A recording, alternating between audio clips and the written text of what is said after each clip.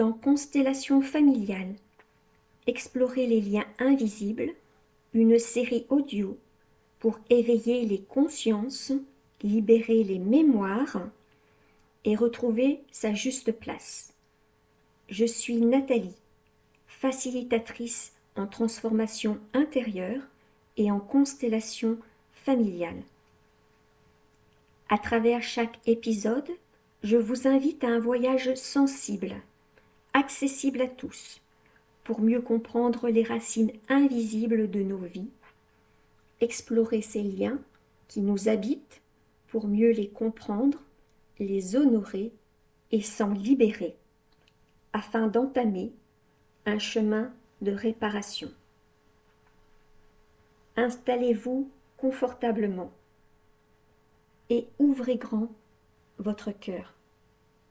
Puis, laissez-vous guider par la voix du chant qui sait.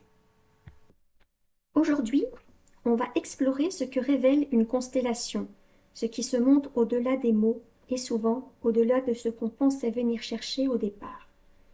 Quand une personne entre dans le champ d'une constellation, ce n'est pas seulement son histoire qui s'exprime, c'est tout un système familial qui se réorganise, comme si l'invisible venait chercher à dire quelque chose de longtemps retenu.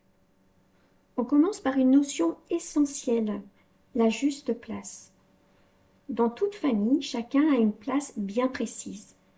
Et pourtant, il arrive que les places soient bougées, inversées, vidées, ou même prises par quelqu'un d'autre, inconsciemment.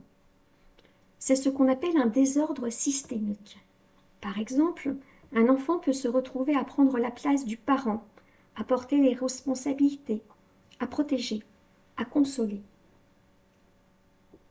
Ou bien un cadet peut se comporter comme l'aîné, parce qu'un enfant né avant lui a été oublié ou n'a pas été reconnu. Ce genre de situation, on le voit très souvent en constellation. Et ça a des effets profonds. Sentiment de ne pas être à sa place, culpabilité, fatigue chronique, difficulté à avancer. Ensuite vient la question des rôles inconscients. On ne choisit pas toujours consciemment le rôle qu'on joue dans une famille. Il y a le sauveur, celui qui veut réparer, le rebelle, celui qui dérange les règles, le silencieux, celui qui porte la tristesse ou le secret, le symptôme, celui qui manifeste dans son corps ce que personne ne peut dire. Ces rôles ne sont pas des étiquettes, ils sont des stratégies d'amour, souvent mises en place très tôt, pour protéger le système. Je vais te donner quelques exemples concrets. Un enfant qui devient trop sage, comme s'il devait compenser une douleur non dite dans la famille. Une femme qui tombe systématiquement sur des hommes indisponibles parce qu'elle est restée fidèle à un père absent. Un adolescent en révolte permanente qui exprime bruyamment ce que personne n'ose dire. Et puis, il y a les non-dits, les secrets, les tabous, les choses tues, mais pas vraiment oubliées. Ce que la parole n'a pas exprimé, le corps, lui, peut le porter. Un symptôme, une angoisse inexpliquée, une phobie, un blocage récurrent. Tout cela peut être le langage du système qui dit « Il y a quelque chose ici que personne n'a vu », quelqu'un que tout le monde a oublié, ou une douleur qui n'a pas eu de témoin. Par exemple, une douleur chronique localisée qui correspond au lieu d'un traumatisme vécu par un ancêtre. Des terreurs nocturnes chez un enfant qui cesse après avoir été reconnu et dès qu'il a été vu dans la fratrie qu'une fausse couche avait été tue. Un burn-out répété qui masque une loyauté à une mère épuisée. Dans une constellation, tout cela se met en lumière.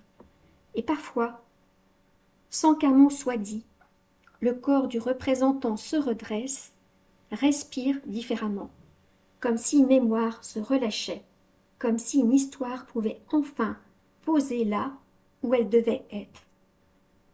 Dans le prochain épisode, on abordera une question très concrète. Pourquoi faire une constellation et quand?